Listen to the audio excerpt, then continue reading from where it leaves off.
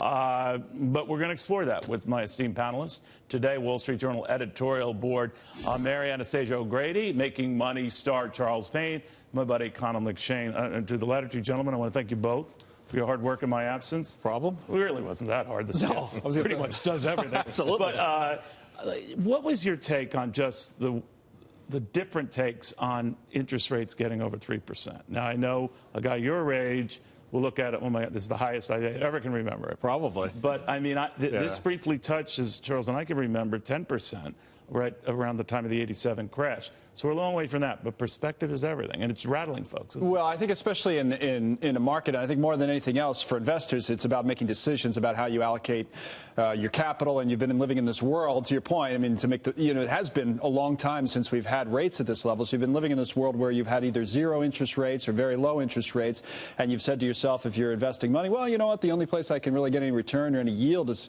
basically in the stock market, and now maybe you have more competition for that, and you start to make different decisions. So I think it's as simple as that for the most part until we get a little bit higher than this. Well, explain why it is a big deal, Charles. I know you do on your fine show, but I'm usually commuting home at the time. But, I'm kidding. But the 10-year now at around 3% and the S&P 500 dividend yield at just under 2%, you start making choices, don't you? Right? You do, but also let's not forget with the S&P too, you have the chance of your capital appreciation. Right. So you might buy a stock. For instance, last year Caterpillar was one of my dividend plays. Is that right? Yeah, so it just happened to work out. Caterpillar and Chevron were my two key dividend plays, and it just worked out. They both also appreciated pretty nicely, especially Caterpillar. So it was a 1-2 win. That was huge. I think another part of this issue is also just that, they keep talking about the flattening yield curve, and if we invert, and how that's always been a great harbinger of or a predictor of a recession. But it feels so interesting to have, on one hand, the discussion about potential recession, and on the other hand, the economy is so hot, the Fed's got to slow it down. I just can't.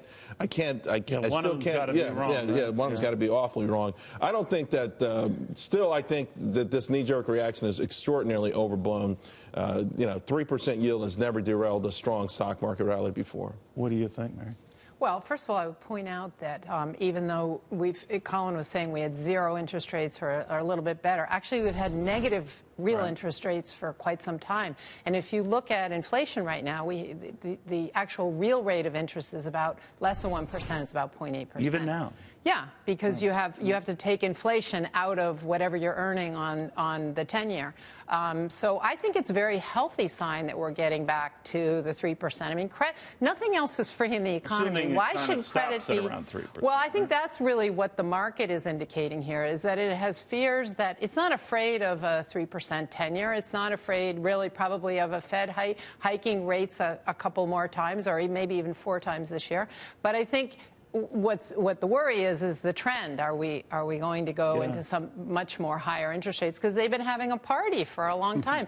But, let's remember, too, that there are a lot of people who have suffered from this. I mean, pension funds and people who are on fixed income have been impoverished by the Fed policy. So I think getting back to normal, and something normal, and this is hardly a, screaming high interest rate environment, is actually healthy for the economy. And perspective to the point we originally raised here is everything. I know there was a piece, I think it was in the FT not too long ago, talking about the dichotomy between older brokers and traders and younger ones.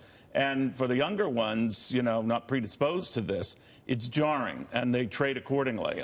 For older ones, not so much. Yeah, and I think even on the timeline of all that, I was talking to someone about this not that long ago, is that the people who are running Wall Street trading desks haven't really gone through this type of environment when they were in a point that they are now in their careers. In other words, they weren't in a management position and they weren't in a decision-making position. Many of them were junior traders or brokers and had a much different outlook on things. Were taking direction from above and kind of just following orders. But there is a little bit of a different, because when you take so long to go from one cycle to another, if you were 25 when something was happening and now you're 45 years old, you're in a much different situation. Maybe you haven't lived through it. So I think there is something to that. I think it definitely has an effect on it. I wonder, Charles, to his point, how you guide your own customers. I mean, who have to deal with this. Many of them are young.